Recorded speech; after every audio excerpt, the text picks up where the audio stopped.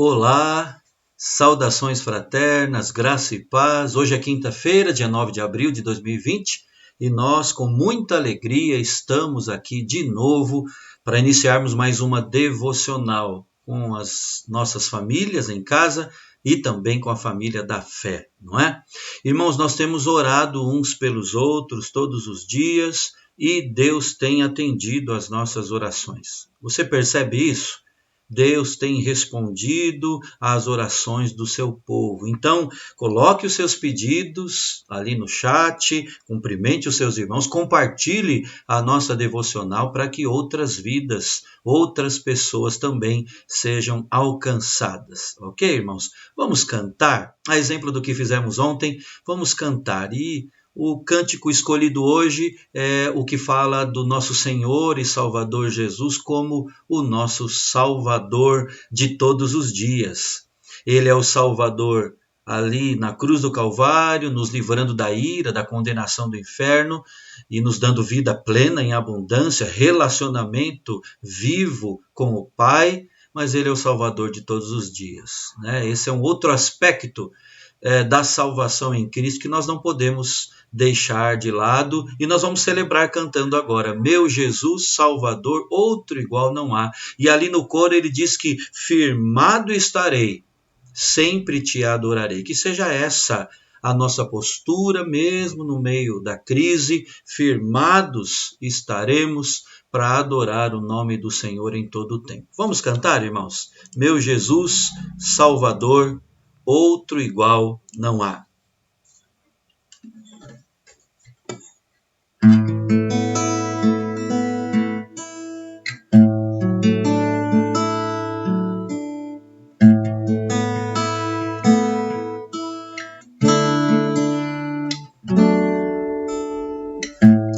Meu Jesus Salvador, outro igual não há. Todos os dias quero louvar as maravilhas de teu amor. Consolo, abrigo, força e refúgio é o Senhor. Com todo o meu ser, com tudo que sou, sempre te adorarei.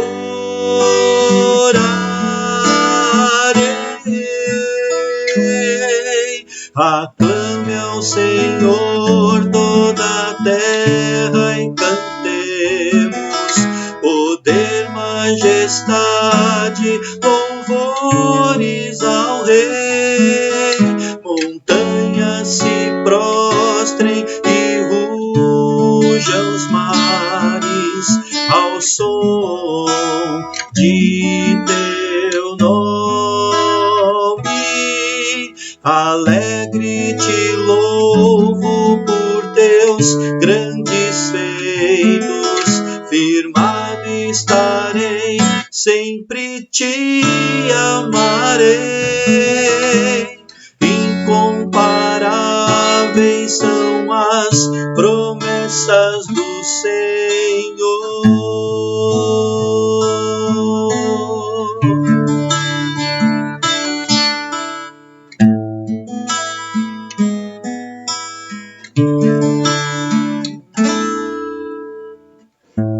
Meu Jesus Salvador, outro igual não há.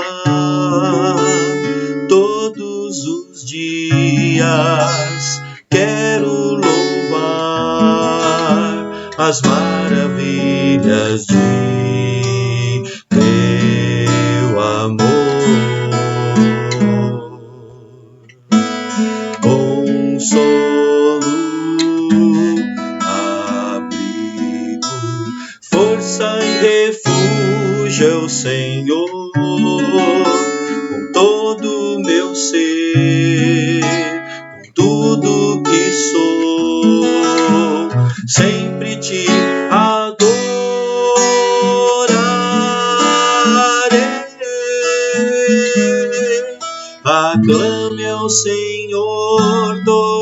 terra e cantemos poder, majestade, louvores ao Rei. Montanhas se prostrem e rujam os mares ao som de teu nome.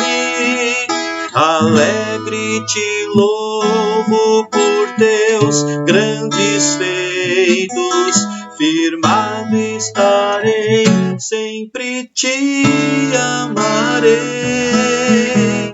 Incomparáveis são as promessas do Senhor.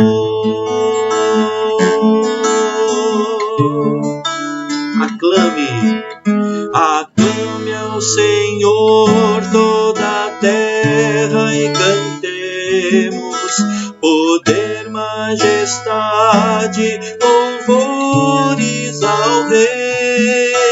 Montanhas se prostrem e rujam os mares ao som de teu nome. Alegre te louvo por teus grandes feitos, firmado estarei, sempre te amarei. Incomparáveis são as promessas do Senhor.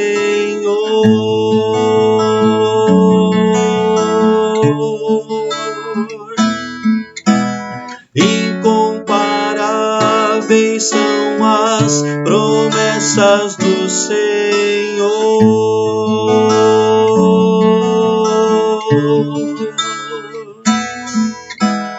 Incomparáveis são as promessas do Senhor.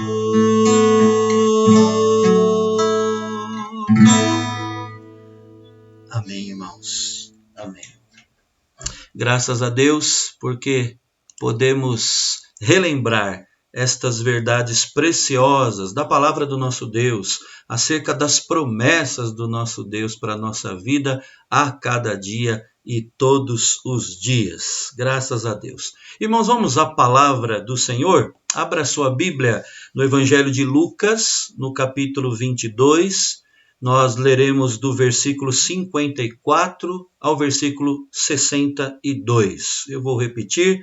Evangelho de Lucas, capítulo 22, versos 54 a 62. Nós estamos na semana da Páscoa, irmãos, e Páscoa, como sabemos, para o crente em Cristo, é quando nós celebramos a ressurreição do nosso Redentor, a vitória de Cristo sobre a morte. Então, hoje e amanhã, nós iremos meditar sobre alguns fatos que cercaram a morte do nosso Salvador, olhando especificamente, mais de perto, para o apóstolo Pedro, ok?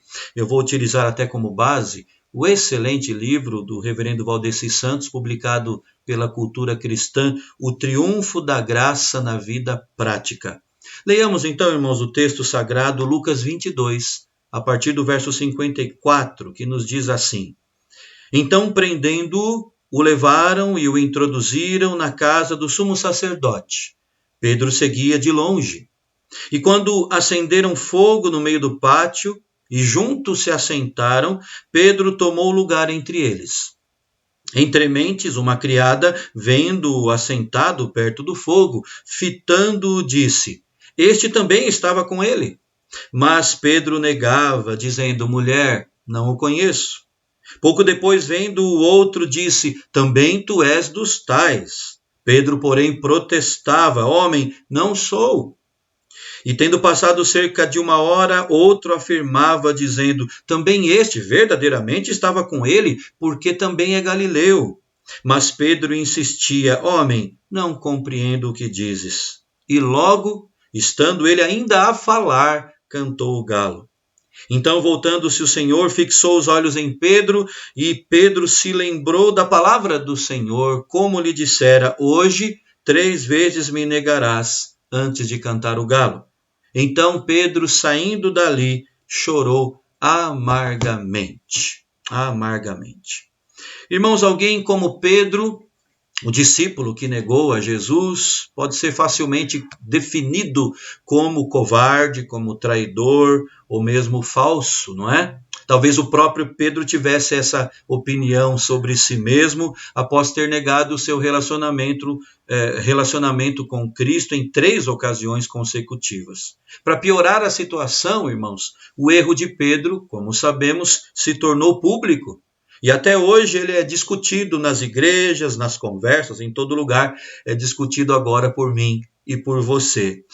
Mas antes de focalizar o pecado de Pedro e o que Jesus fez para tratar desse pecado específico, nós veremos isso amanhã com a graça de Deus. É importante antes sabermos outros detalhes sobre a pessoa de Pedro e sobre as posturas desse apóstolo. Pedro, cujo nome original era Simão, nasceu em Betsaida, uma cidade ali às margens do Mar da Galileia, de onde também era Filipe. Antes de ser chamado por Jesus, Simão era pescador, trabalhava em sociedade com Tiago e João, filhos de Zebedeu. Pedro foi um dos primeiros discípulos de Jesus, ele foi levado ao mestre pelo próprio irmão, André. E de acordo com o evangelista João, o encontro de Jesus com Simão foi marcado pela mudança do nome dele. Ele passou a se chamar Cefas, nome aramaico que significa Pedro. A partir de então, Simão adotou o sobrenome Pedro, Simão Pedro. Muito bem. Agora, 2 coisas nos chamam ainda mais a atenção em Pedro. A proximidade e a impetuosidade. A proximidade que Pedro tinha com Jesus, ou de Jesus, e a impetuosidade dele no seu dia a dia. Então guarde isso, irmão e irmã. Proximidade e impetuosidade. Falemos primeiro da proximidade de Pedro com Cristo. O relato bíblico mostra que ao longo dos anos, Pedro foi se tornando mais e mais íntimo de Cristo, mais e mais próximo a Cristo e Cristo dele, o que sem dúvida é um bom sinal. Quanto mais o tempo passava, mais intimidade Pedro tinha com o Salvador. E nós temos vários exemplos disso na Bíblia para comprovar o que estamos falando. Lucas registra a ocasião na qual, após passarem toda a noite pescando no Mar da Galileia, sem nada obter, Pedro e seus companheiros atenderam a ordem do Senhor para lançar a rede outra vez na água. Você se lembra disso, não é? Teve apenas uma ressalva de Pedro. Mestre, disse ele, havendo trabalhado toda a noite, nós nada apanhamos. Como que querendo dizer, Senhor, nós entendemos disso aqui, é o nosso ganha-pão, mas sob a tua palavra lançarei as redes. E ao obedecerem, os pescadores, Pedro dentre eles, apanharam tamanha quantidade de peixes que as redes se romperam. Reconhecendo estar diante de alguém com autoridade divina, com suprema autoridade, Pedro rogou, Senhor, retira-te de mim, porque sou pecador.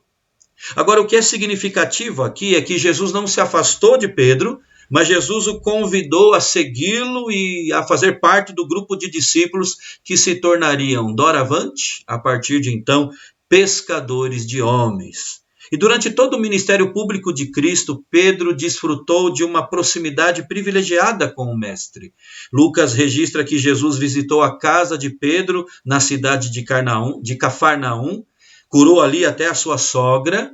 Além disso, Pedro fez parte do círculo de discípulos mais chegados ao Mestre, e isto é visto em vários momentos, né?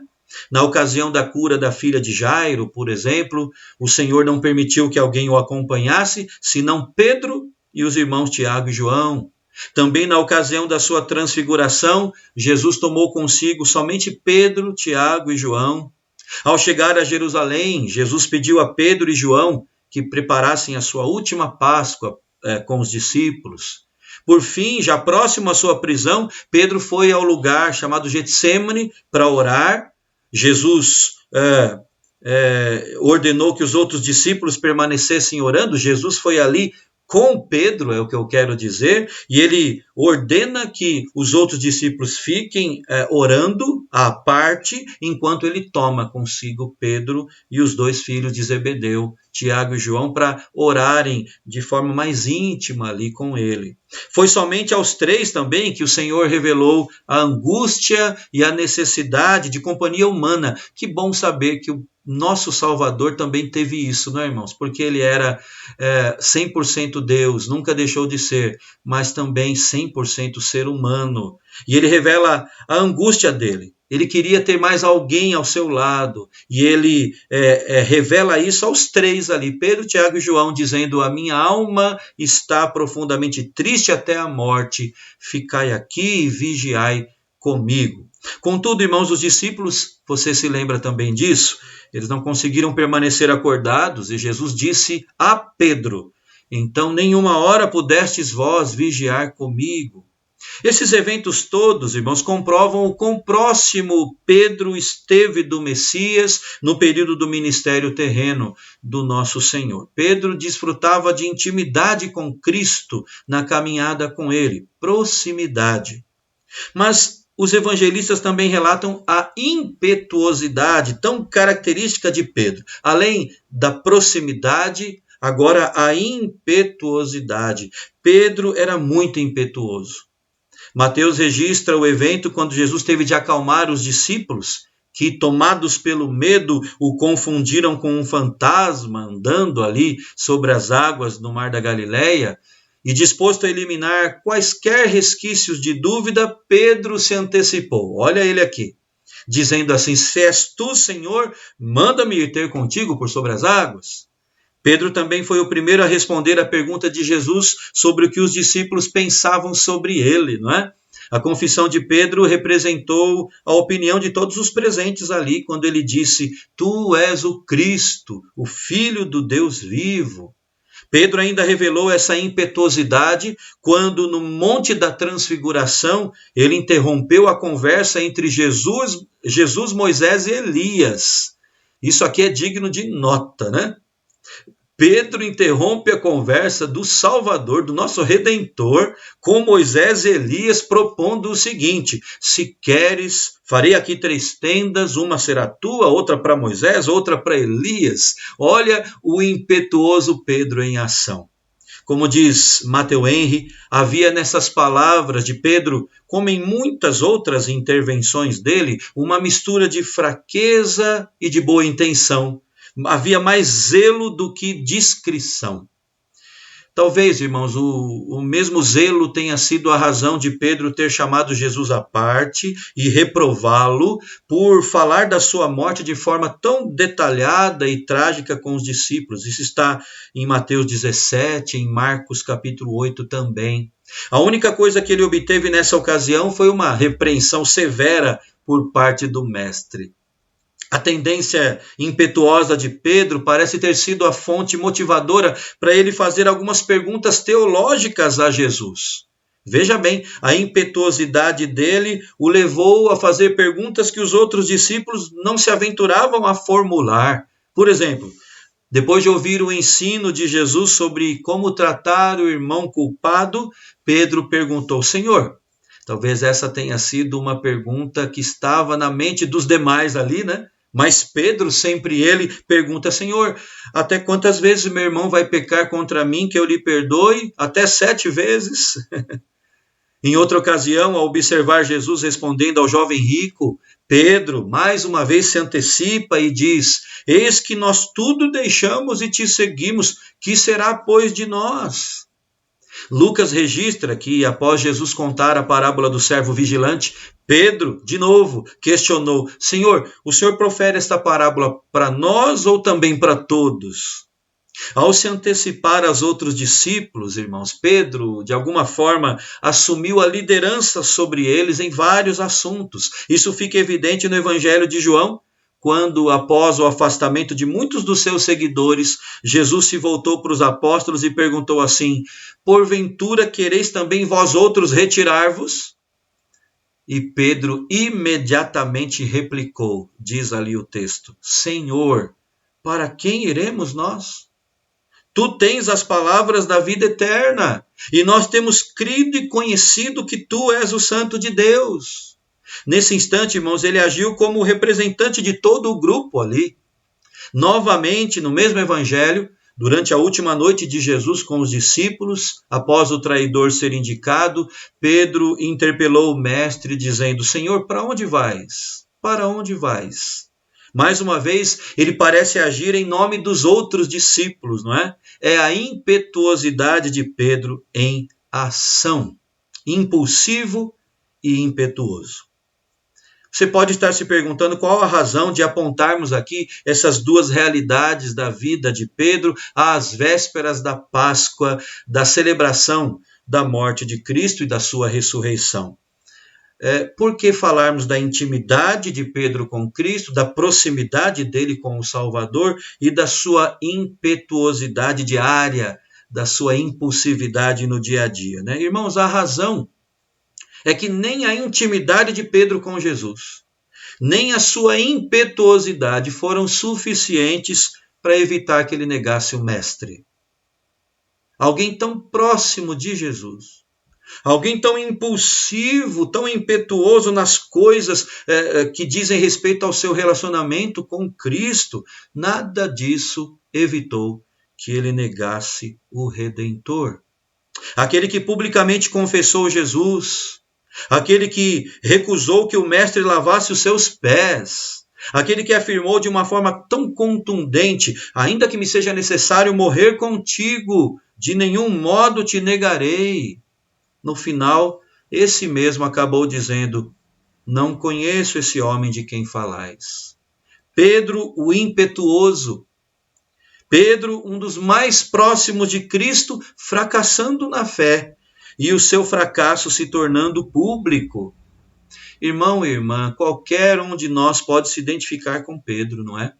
Intimidade e impetuosidade, que em si mesmos não são ruins, não evitaram o fracasso espiritual.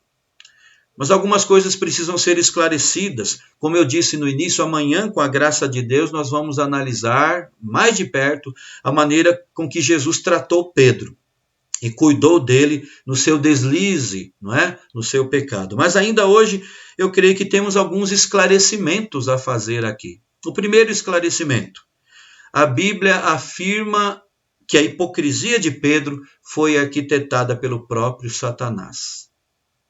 A hipocrisia, a falha de Pedro, o descuido, o deslize dele, o erro, o pecado dele, né? Foi arquitetado pelo próprio Satanás. Antes de sua prisão, irmão, Jesus havia já advertido o seu discípulo, dizendo: Simão, Simão, eis que Satanás vos reclamou para vos peneirar como trigo. Irmãos, há sempre uma orquestração do maligno para que um discípulo de Cristo como eu e você o negue em sua vida diária. Esse fato não pode ser deixado de lado. O mundo em que vivemos, e principalmente um tempo de crise como o nosso, é um campo de batalha, não é um parque de diversões de forma nenhuma. Então, cuidado, meu irmão e minha irmã. Cuidado, cautela. Atenção redobrada nesses dias de crise. Deus está presente, disso não temos nenhuma dúvida, mas Satanás também. Embora o diabo não seja onipresente como Deus, mas ele e os seus anjos, os seus emissários malignos, estão sempre arquitetando para nos fazer fracassar na fé. A hipocrisia de Pedro foi fruto da orquestração do diabo, que queria peneirá-lo como trigo, e Cristo o avisou disso, mas ele descuidou. Um segundo esclarecimento, irmãos, é que nos instantes anteriores e também durante a sua queda, Pedro se apoiou na sua autoconfiança e não na dependência do Senhor.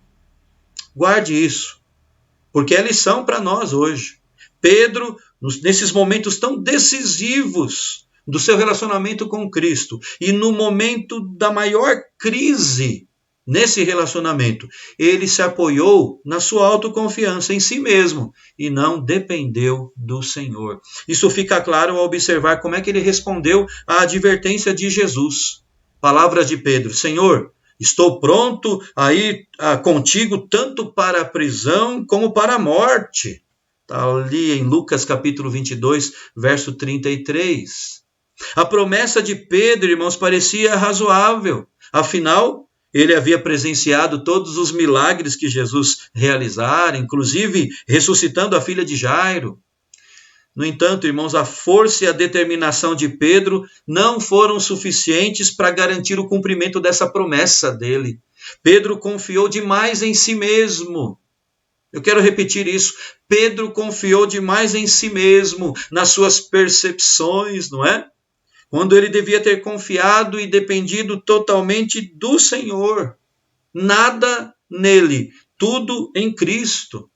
A impetuosidade dele, irmãos, que por vezes foi saudável, que por vezes foi abençoadora, essa mesma impulsividade, impetuosidade aqui se mostrou totalmente ineficaz. Então, irmão e irmã, cuidado, mais uma vez, cuidado com a sua impetuosidade. Porque isso pode te levar para mais perto de Cristo ou também pode te afastar. Pode fazer com que você esteja mais longe de Cristo. Impetuosidade pode ser sinal de autoconfiança. Algo que não agrada a Deus e que não leva a nada. Mas, irmãos, eu quero ainda fazer um terceiro esclarecimento aqui. Nós devemos observar que, após a prisão de Jesus, Pedro passou a seguir a Cristo de longe. Pedro passou a segui-lo à distância. Você reparou no primeiro verso que nós lemos, Lucas 22, 54? Relata que enquanto Jesus estava sendo levado preso à casa do sumo sacerdote, Pedro o seguia de longe. De longe. O comentarista Erwin Lutzer, ele fez um comentário muito interessante e que nos ajuda aqui, irmãos. Ele diz que não existe uma vida cristã estagnada. Seguimos cada vez mais próximos ou ficaremos cada vez mais para trás. Ninguém é suficientemente forte para viver a vida cristã mantendo Cristo à distância. Meu irmão e minha irmã, esse é um sonoro, é uma sonora repreensão da palavra de Deus para mim e para você. Ali estava Pedro, seguindo a Cristo de longe. E notem que nesse mesmo momento ele estava só, né? Nem Tiago e João estavam com ele agora. A solidão parece que enfraqueceu ainda mais aquele que antes se considerava tão forte. Seguiu a Cristo de longe.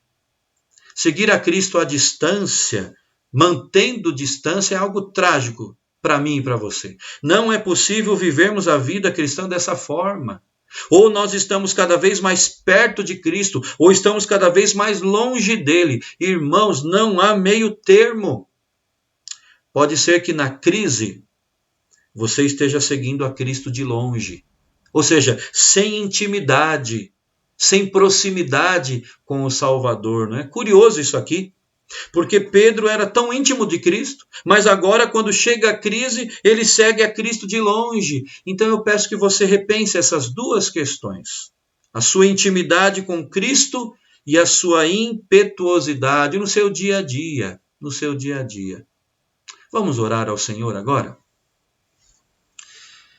Querido Deus, nosso Pai, somos confrontados com a Tua palavra, que nos mostra, ó Deus, as várias facetas de todos os seus personagens. Pedro, dentre eles. Nós, ó Deus, queremos ser íntimos do Senhor, cada vez mais próximos de Ti, mesmo durante esses tempos maus, em tempos e dias de confusão. Mas, ó Deus, nem isso foi capaz de sustentar Pedro no caminho correto. Ele ainda assim o negou, mesmo sendo tão próximo. Ó Deus, que isso nos sirva de alerta, que devemos escorar ainda mais a nossa comunhão contigo em tempos ruins. Ó Deus, Pedro tão impetuoso, Pedro tão impulsivo, o que fez com que ele nos ensinasse tanto, mas vemos também nessa impulsividade dele, Pai, que isso também não serviu de base para ele permanecer fiel ao Senhor. Ó Deus, nos ensina. Parece que quando o calo aperta, Senhor, quando as coisas ficam mais difíceis, nós somos tentados a agir mais impetuosamente, falamos quando deveríamos nos calar, agimos de forma impetuosa. Ó Deus, nos ensina, Pai, nos ensina a esperarmos mais no Senhor, ó Deus. Ó Pai, enfim, que nós possamos aprender com os erros de Pedro.